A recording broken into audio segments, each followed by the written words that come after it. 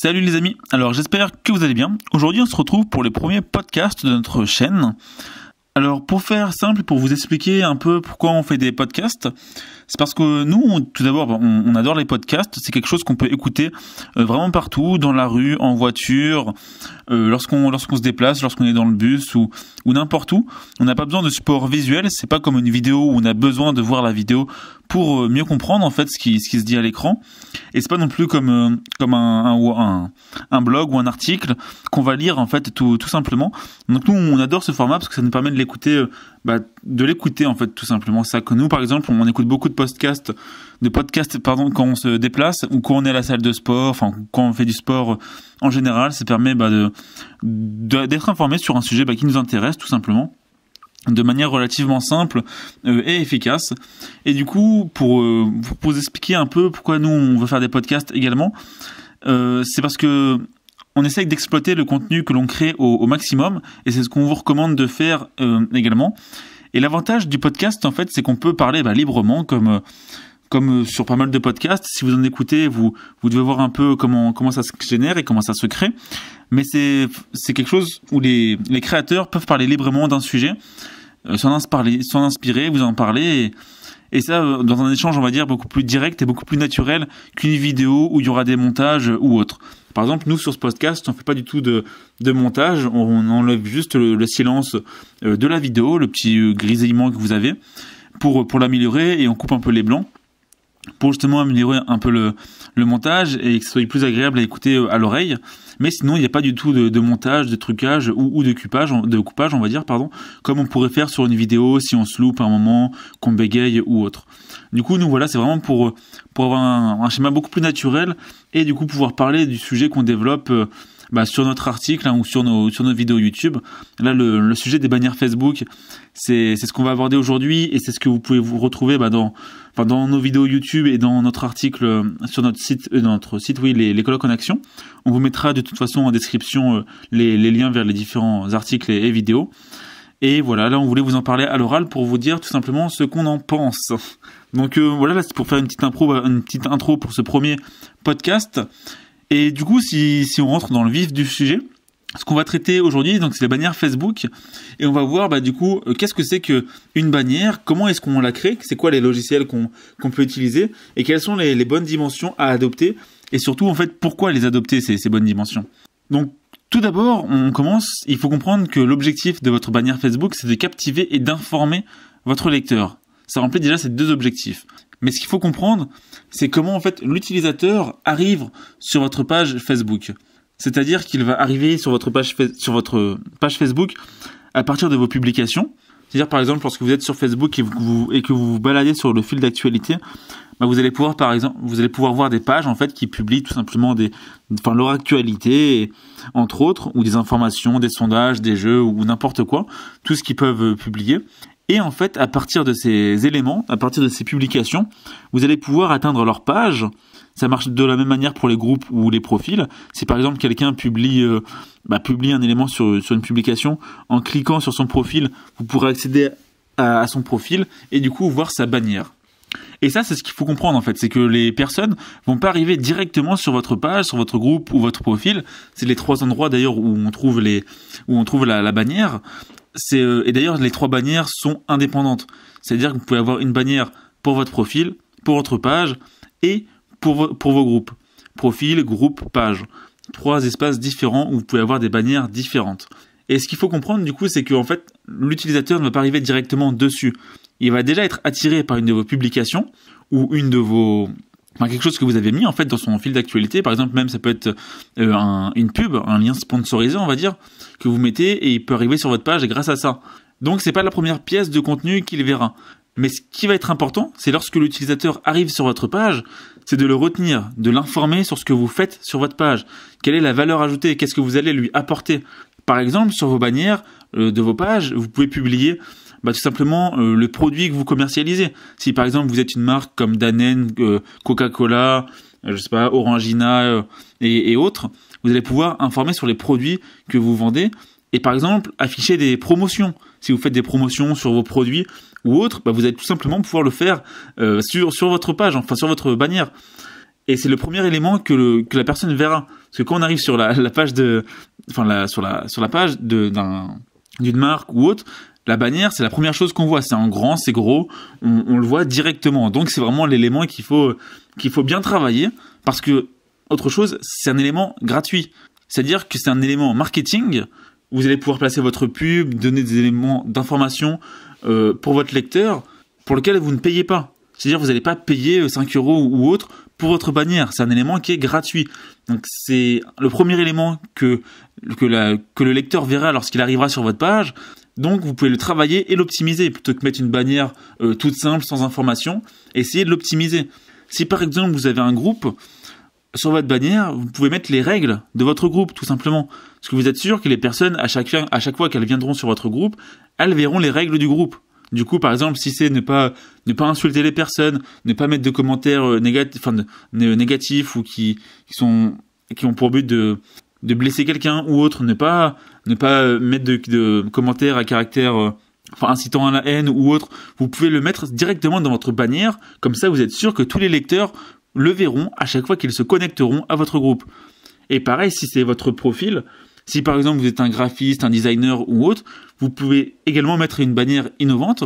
On vous en a mis quelques-unes sur le blog pour que vous puissiez voir en fait l'intérêt en fait d'avoir une bannière innovante qui attire l'œil en fait tout simplement. Et si vous faites ça, vous pourrez justement attirer l'attention de votre lecteur, et c'est justement nous ce qu'on veut, c'est attirer son attention pour qu'il se dise ça c'est intéressant, cette page est intéressante, ce groupe est intéressant, cette personne est intéressante, du coup, je vais la suivre en fait, tout simplement. Et je vais voir ce qu'il fait, et si ce qu'il propose m'apporte vraiment de la valeur ou non. Et c'est ça qu'il faut comprendre, c'est que si vous arrivez à avoir cet objectif, si vous arrivez à capter son attention avec votre bannière, vous aurez tout gagné. Et c'est ça vraiment qu'il faut comprendre et qu'il faut du coup optimiser. Et enfin, ce qu'il faut également comprendre, c'est que les publications, c'est pas les seules choses, les seuls éléments qui permettent à l'utilisateur d'arriver sur votre page. Un élément qui est souvent négligé, on va dire, et qui est souvent qu'on n'entend pas beaucoup parler, c'est les commentaires. Nous, on recommande toujours de mettre des commentaires et de vraiment dire ce qu'on pense sur les publications, sur les vidéos ou sur les musiques qu'on peut entendre sur Facebook ou toutes les publications, on va dire. Pourquoi ? Parce que d'une part, ça crée de l'interaction avec votre audience, et c'est vachement important. Et même sans parler d'audience, ça crée en fait, c'est juste exprimer ce que vous aimez, les publications que vous aimez et ce que vous ressentez lorsque vous les avez, en fait, vous les voyez tout simplement, pour exprimer en fait ce que vous voulez dire. Et ça permet aux gens de mieux vous connaître, de mieux savoir ce que vous aimez, quelles sont les choses qui vous plaisent pas, et de simplement mieux vous comprendre. Par exemple, d'un point de vue hors business, on va dire. Si vous aimez quelqu'un ou si vous aimez une personne, c'est parce que vous connaissez des choses sur elle, parce que vous apprenez à la connaître. Par exemple, toutes les stars et autres, on adore avoir des potins sur eux, à savoir comment elles vivent, qu'est-ce qu'elles aiment, qu'est-ce qu'elles pensent et autres. Et en fait, le fait de répondre à des commentaires, ça permet aux personnes de savoir ce que vous pensez, ce que vous aimez pas. Et du coup, ça crée une vraie connexion. On a l'impression de connaître la personne, et plus on connaît quelqu'un, plus on l'aime, soit plus on la déteste. Si on n'aime pas la personne et on n'aime pas ce qu'elle pense, forcément, on va pas l'aimer plus, on va la détester. Mais par contre, les personnes qui vous aimeront d'autant plus si elles vous connaissent encore mieux. Et c'est ça l'intérêt des commentaires, de vraiment dire ce qu'on pense. Et le deuxième aspect, on va dire plus business, si on réfléchit de ce point de vue-là, pour les commentaires, c'est que ça crée des portes d'entrée en fait vers votre page. C'est-à-dire que si vous répondez aux commentaires avec votre page, par exemple, nous ou avec les personnes qui gèrent votre page, vous pouvez faire des liens vers votre page. Par exemple, nous, les Colocs en Action, en répondant aux commentaires, on crée des liens vers la page Les Colocs en Action, tout simplement. Et ça, c'est quelque chose qu'il faut pas oublier, c'est qu'à partir de vos réponses, de vos commentaires, les personnes pourront accéder à vos pages. Et pareil, le dernier élément qui est vachement important, c'est les recommandations. Lorsqu'on aime une page ou autre et qu'on va sur celle-ci, on a des recommandations réalisées par Facebook à droite de la page, où on peut également voir les pages auxquelles la page, ça fait beaucoup de fois page, la page est abonnée. Et ça permet en fait d'avoir des recommandations de pages. Par exemple, nous, on sait qu'on aime bien les pages de Prince IA. C'est une personne qui fait des vidéos de développement personnel et on partage régulièrement ses articles. Et on sait que grâce à sa page, on a pu découvrir la page de Jay Shetty, qui est un autre créateur de contenu, qui fait des vidéos un peu dans le même style, et qu'on aime beaucoup également. Et du coup, c'est grâce à ces recommandations qu'on a pu du coup trouver trouver son profil tout simplement, trouver sa page. Donc voilà, c'est les 3 éléments pour atteindre votre page, on va dire. Je m'excuse, hein, ça fait beaucoup de fois page là dans ce podcast, pardon. Mais c'est vraiment l'objectif du podcast. Et voilà. Mais du coup là pour ce point, les 3 éléments qui permettent d'atteindre votre page, c'est les publications, les commentaires et les recommandations. Enfin, comment on va créer sa bannière ? Alors pour créer sa bannière, il y a plein d'outils en ligne. Le plus simple, ça va être Canva. C'est vraiment quelque chose d'efficace pour créer sa bannière rapidement. C'est vraiment quelque chose qui va être efficace et simple, rapide à utiliser. Vous avez d'autres outils après comme PicMonkey ou Trello. On vous a mis tous les liens en description et vous pouvez également aller voir sur notre blog l'article traitant des bannières Facebook qu'on vous mettra aussi en lien en description pour avoir tous les liens et pour avoir des informations sur ces points. Et enfin, le dernier système que nous on utilise, le dernier logiciel qu'on utilise pour créer des bannières, tout simplement c'est Photoshop. Alors là, c'est un logiciel qui est un peu plus complexe à utiliser, qui demande un peu plus de temps pour le comprendre, comment il fonctionne, etc. Mais par contre, vous pourrez aller beaucoup, beaucoup plus loin dans la création de vos bannières, dans leur personnalisation, parce que c'est vraiment ça qui est intéressant, dans la personnalisation de vos bannières, rajouter des éléments, entre autres. Et c'est ça qui va être vachement intéressant. Nous, c'est la solution qu'on utilise et qu'on vous conseille. On vous conseille d'aller regarder sur YouTube, les conseils qu'ils peuvent donner sur Photoshop, sur comment créer sa bannière avec Photoshop, etc. Parce que c'est quelque chose qui vous servira. Peu importe ce que vous faites, peu importe le business que vous avez, Photoshop en fait et les visuels, c'est quelque chose qui va avoir une importance primordiale. Donc surtout si vous démarrez dans votre business comme nous, apprenez à l'utiliser parce qu'à partir du moment où vous pourrez personnaliser vos visuels, vous aurez vraiment une valeur ajoutée pour le lecteur et pour les personnes qui vous regardent. Et nous, c'est vraiment quelque chose qu'on adore aussi. C'est vraiment quand on suit quelqu'un, c'est qu'il y ait des visuels à lui et qu'on puisse l'identifier directement avec ça en fait, tout simplement. Enfin, le dernier élément qui est super important, c'est d'avoir les bonnes dimensions. Alors là, on vous laissera aller voir sur le blog pour voir les bonnes dimensions et voir ce qu'il en est pour les différentes dimensions. Pour vous rappeler rapidement, les dimensions sur ordinateur, pour les bannières, c'est 820 par 312. Sur téléphone, c'est 640 par 360. Et pour les vidéos, le format qui est recommandé, c'est 820 par 312. Et les vidéos qui font entre 20 et 90 secondes de temps, en fait. Enfin, ça devrait être entre 20 et 90 secondes pour que vous puissiez la mettre. En sachant que les vidéos, c'est un format qui est vraiment super intéressant parce que vous pouvez mettre beaucoup d'informations. 90 secondes, c'est relativement permissif, on va dire. Vous pouvez mettre beaucoup de choses dedans.